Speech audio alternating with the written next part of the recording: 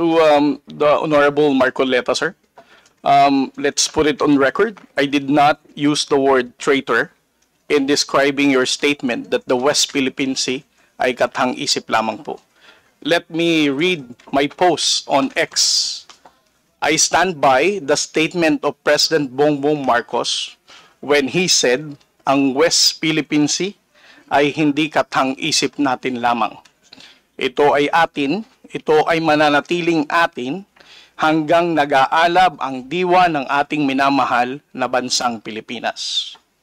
Hearing someone claim that the West Philippine Sea is merely a fabrication of the Philippine government is a disservice and an embarrassment to their entire party, the organization he belonged to, and even their own family. How can the one face the younger generations today and tell them that our exclusive economic zone to the west of our archipelago is non-existent, effectively giving up the fight to assert their rights as Filipinos in the West Philippine Sea? Mr. Chair, sinabi ko ba na katang-isip ang West Philippine Sea? I cannot recall, Mr. Chair. Hindi, kasi ang salita mo dyan, merong nagsabing katang-isip. Sinabi ko ba na katang-isip ang West Philippine Sea? I said I stand by the statement of the President. I did not mention you said it, sir. Meron kang katang-isip na sinabi dyan eh. To whom are you referring that? No, sir. The kathang-isip phrase was the President's statement during his SONA. I just merely restated the statement of President Bongbong Marcos Kaya nga, when he you are now delivered it to SONA. Kaya mo lang nilabas yan after I said that there is no such thing as West Philippine Sea. But that is in context of the fact that it is not yet registered in the International Hydrographic Organization. Alam mo, Commodore, ang procedure. Tama. Mr. Chair? No, you have to answer, Mr. Chair. Alam Yes, mo sir. yung procedure kung paano maitatala, kung paano natin papangalanan ang isang karagatan na tayo ang may-ari. You know the procedures, right? With respect to the 19th Congress who passed You the have Republic to Act answer my question, 12064, Mr. Chair. the Philippine Maritime Zones Act, sir, the West... Kindly repeat your question. You know, Commodore, the procedures on how we can register the name of a maritime area that we control or that we believe it is ours. You know the procedures on how Yes, to sir. register. Okay. So, ano na po ba, nakarehistro na po ba, nairehistro na po ba natin yung West Philippine Sea? Sir, with regard to your question, there must be a legislation and then submit it to the international... Oo nga, meron na po Hydrographic tayong Organization. legislation. Yes, As a sir. matter of fact, nagagawa na po yung Congress. Kailangan po talaga yon. Yes, sir. Nagpasimula tayo sa administrative order, pero kulang yon. Kaya nga po ang Congress gumawa para tulungan po kayo. Okay, sa ngayon po, sa tagal na po ng proseso, yun po yung dapat ninyong palaging gagawin. Kailangan lahat ng lakas natin gamitin, maparehistro po natin. Pero ngayon, hindi pa nakarehistro. Tama po. Again, sir, answer your question. It Please. steps by step. Commodore, sandali. Yes, sir. Please answer the question Yes, sir. directly. The question calls for a yes or no. No, sir. If it's in IHO, yes, through legislation. Sinasabi ko yung IHO because this is the only world body that officially names a particular area of the sea. Kaya sa konteksto po ng pinag-uusapan natin, kaya ko lang nasabi, sapagkat hindi pa po nakatala, we need the international community to recognize a part of our own. Yun lang po ang punto doon, Mr. Commodore. So kung hindi pa po nakatala, tama po ako, hindi ba? No, sir. You are inconsistent. No, sir. I did not say that you're correct. I will not agree that you are correct. West Philippine Sea is our exclusive economic zone. Eh, Mr. Chair, wala tayong dispute that. Sinasabi ko na nga sa iyo, yung sinasabi nating West Philippine Sea is our own exclusive economic zone. This is ours. You and I should fight for it until the last drop of our blood. Ang sinasabi natin dito, kagaya ng nire-request ng CICC, let us educate our people sapagkat ang alam ng mga tao, lahat tayo, ang alam natin, nakarehistro na. Ang sinasabi ko, hindi pa po nakarehistro. Ikaw ba pwede kang mag-enroll sa isang eskwela nang hindi ka nag-register, nang hindi ka nag-enroll? You answer my question. Of course, sir, there is a legislation. Kaya hindi pa nakarehistro, Mr. Chair. This is the only point. Let us not create a mountain out of molehill. Bigla mong sasabihin, in response to what I said, katang isip o blah blah blah at lumabas sa traitor. Hindi ka man lang gumawa ng effort, for example, na I did not say that. Ngayon mo lang sinasabi. But you know, people are bashing me. I am pro-China. When is the last time or the first time that I am pro-China? Again, Mr. Chair, I never said that you are a traitor. That is clearly posted on my Twitter Pero account. hindi ka po nagbigay ng paliwanag na sinabi mo sana doon sa social media din. Bakit nyo ina-ascribe sa akin na sinabi ko na traitor si Kong Marcoleta? I did not say that. It is only now that you are explaining na wala kang sinabi. But kumalat na sa social media, kaya nga tayo nandito. These are the excesses and the abusiveness of social media, Mr. Chair. Nangyari na. Kahit na ilang libong mag-explain ka dito, yung tao narinig na nila na ikaw ang nagsabi. Because meron ka pang litrato dun eh. Mr. Chair, nobody has ever asked me whether you are a traitor. This was only the first time that I was asked whether you are a traitor or not. You are not even aware na sa social media sumabog yun. Nandun yung litrato mo and the claim that I am a traitor. Ngayon ka lang nagpapaliwanag that I am not a traitor. Pero nangyari na yon. Mr. Chair, I don't think that I'm under in any obligation to respond to all those social media Mr. posts Chair, by bloggers, social media influencers to tell them that they're wrong. Siya muna. Sabi niya wala siyang obligation. Finish your statement. Yes, sir. Mr. Chair, Honorable Marcoleta, sir, I think I'm no under obligation to tell all the social media influencers, to bloggers, defend your name, tell them that you are not a traitor. Again, I did not mention that you are a traitor. It's not, those words did not come from me. Why would I go to the extent of defending you and you are running for Senate? I might as well be interpreted as running for, supporting somebody for public office. Mr. Chair, clarifying something that is wrong is Have not the floor, political. please. Thank you, sir. Commodore, tinatanong lang ni Honorable Marco Reyes that merong lumabas kang statement. Siguro, binigyan ng interpretation ng ibang bloggers at nasabi na traitor si Honorable Marcoleta. Ang tinatanong niya is, unang-una, alam mo ba ito na gano'n na nangyari? Would you know? No, sir, because when it became a social media popular post, I was not here in the country. I was actually in the official business outside. So when did you come to know about this? I only came to know about it when Congressman Marcoleta called me Gago and Mangmang in one of his interviews. So when was that?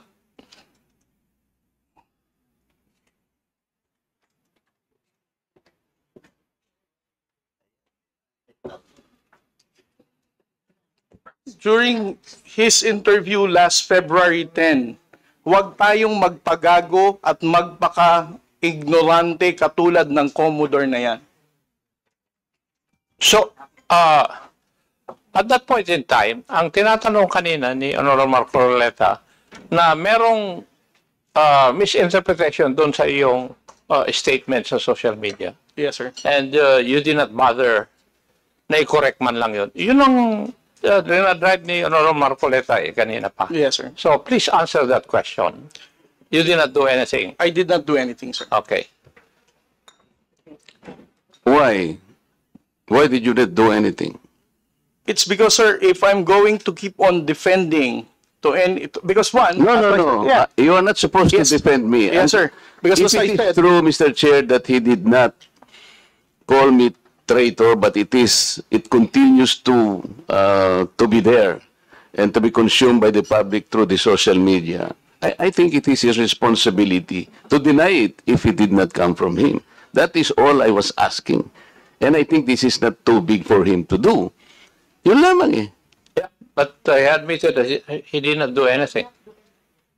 Yun na nga, that's why I'm asking why is it not important to you to correct something that did not originate from you?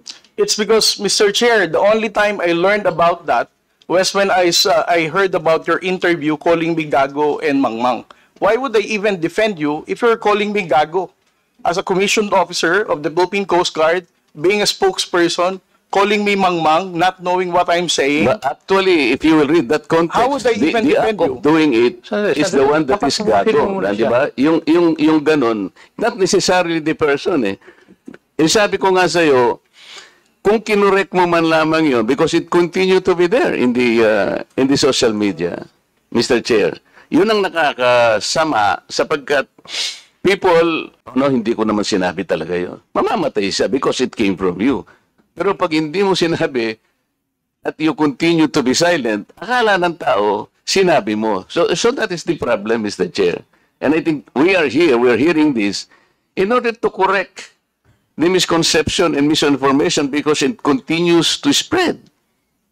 If you get the point, Commodore, Mr. Chair.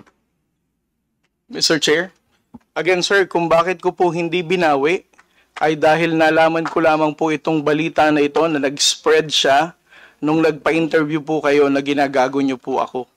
As a human being, how would I defend somebody na ginagago po ako sa public interview?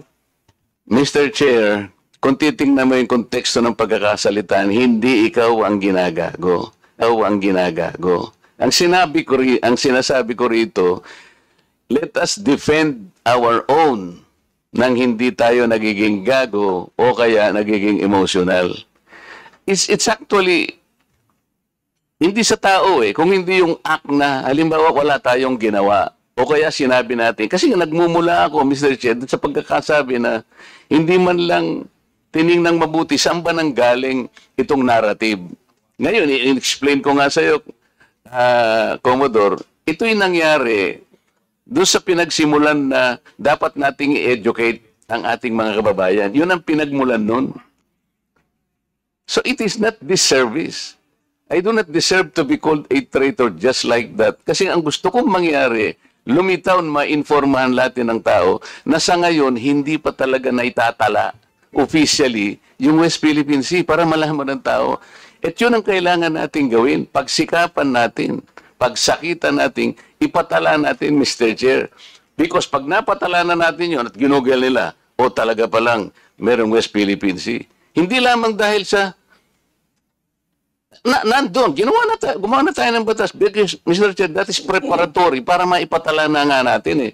Kaya lang natatagalan talaga. Ganon siguro yung proseso. So yung pong mga ibang vloggers, Commodore, hindi nila ma-recognize. Kaya example ko kanina, ginugoogle, wine-waste ni Congressman Barbers, yung kalye na gawa lang ni Congressman Paduano, hindi po niya makita. So nagkakaroon ng confusion. The tendency to be misinformed proceeds from the fact na hindi pa talaga na ipatala, sir. That's the only point. Mr. Chair, ngayon, kung babalik po sa Google, Mr. YouTube, ito kumakalat, lumalakad, but you are not doing anything to control this. So, ang daming, ngayon, nagbabas sila sa akin, si Marcoleta, pro-China. Ngayon, may lumitaw na naman through your platform. Lahat po ng senador na kagrupo mga ibang vloggers, Commodore, hindi nila ma-recognize. Kaya example ko kanina, ginugoogle, wine-waste ni Congressman Barbers, yung kalye na gawa lang ni Congressman Paduano, hindi po niya makita. So nagkakaroon ng confusion. The tendency to be misinformed proceeds from the fact na hindi pa talaga na ipatala, sir. That's the only point. Mr. Chair, ngayon, kung babalik po sa Google, Mr. YouTube, ito kumakalat, lumalakad, but you are not doing anything to control this. So, ang daming, ngayon, nagbabas sila sa akin, si Marcoleta, pro-China. Ngayon, may lumitaw na naman through your platform. Lahat po ng senador na kagrupo ni ganito, lahat po sila ay pinoponduhan po ng China. Nandito ngayon. I will show it to you before you leave, sir, na lumilitaw na naman dito. So kasama po ako doon sa grupo na yon na pinipinance ng China. Ganun po eh. So it becomes now an election misinformation that will impact on the credibility of the election. Maaring mamislead po na naman ang mga tao. Yun po yung ating gustong ayusin. Yung misconception and misinformation. Lumitaw lamang po kasi sa kawalan ng information na hindi pa po natin naipatala, Commodore. Hindi pa nakatala talaga officially. Tayo-tayo po, walang problema eh. Kung tayo-tayo lang. Sapagkat yung bahagi na yun ng ating karagatan, may pangalan man yan o wala. Sabi ko nga sa iyo kanina, tayong dalawa ilaban natin yun hanggang sa huling patak ng ating dugo. Atin yun at walang makakapagpabago nun. Ang problema, nagkakagulo tayo because of that misconception. Walang masamang tinapay doon, Mr. Chair. I want to explain that. Ngayon, ako nagpapasalamat ako sa iyo at sinabi mo ngayon at naliwanagan na hindi mo pala sinabi yung I am a traitor. So salamat kahit nahuli. Sabi nga natin, Mr. Chair, huli man daw at magaling, nayahabol din. Kaya lang ang problema ko ngayon, Mr. Chair, yun pong kumakalat na akala nila sinabi mo. At lumaki nga, sapagkat siguro, dahil medyo nasaktan naman ako, nakapagsalita ako ng wag nating depensa ng sariling atin na magiging emotional tayo o kaya nagpapakagago tayo. So, kaya lumaki ng lumaki dahil lamang doon. But the context, Mr. Chair, the context is gusto nating huwag gamitin ang misconception or misinformation, lalo na ng mga vloggers, sa lahat po ng bahagi o aspeto ng ating buhay. Ang West Philippine Sea ay atin, Commodore. Yes. Because this is the exclusive economic zone of the country. And there is no changing that fact. Kahit anong magbali-baligtarin natin ang mundo natin, atin ito. Kaya lang ipatala po natin yung pangalan para po hindi gamitin sa misinformation. Mr. Chair, thank you very much.